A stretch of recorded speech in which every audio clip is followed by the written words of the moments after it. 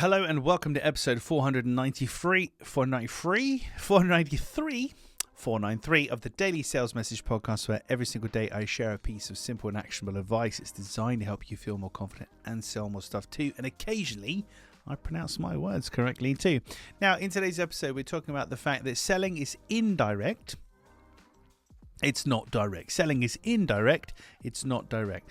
What do I mean by that? Well, selling is more nuanced. It's very rare that you can go into a crowded room or go onto social media and say, "Hey, I sell glasses. Does anybody want to buy some glasses?"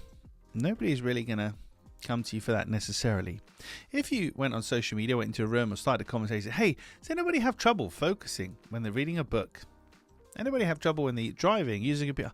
Oh, God, me, yeah. Do you know what you might need? Glasses." And we sell glasses. Actually, we've got reading specific or driving specific glasses, blah, blah, blah. Would you like me to show you those?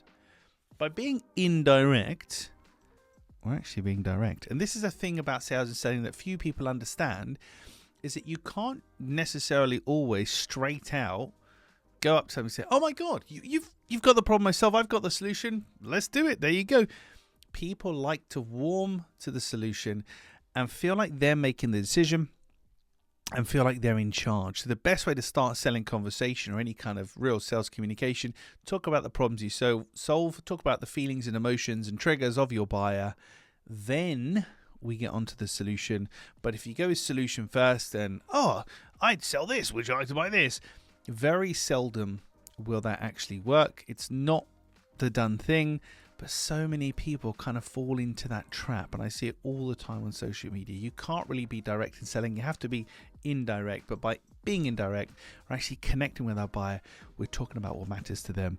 And ironically and confusingly for this episode, that is the direct thing to do. Hopefully you kept up with me there.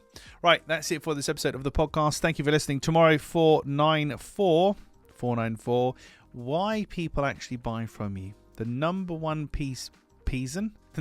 reason why people actually buy from you. We're going to explore that tomorrow. In the meantime, thank you for listening or watching all the way to the end. I do appreciate it. I'm going to go for a lie down now because I've clearly hit my limit, my quota for speaking at warp speed today. But I'll catch you tomorrow for hopefully a more polished edition of the Daily Sales Message.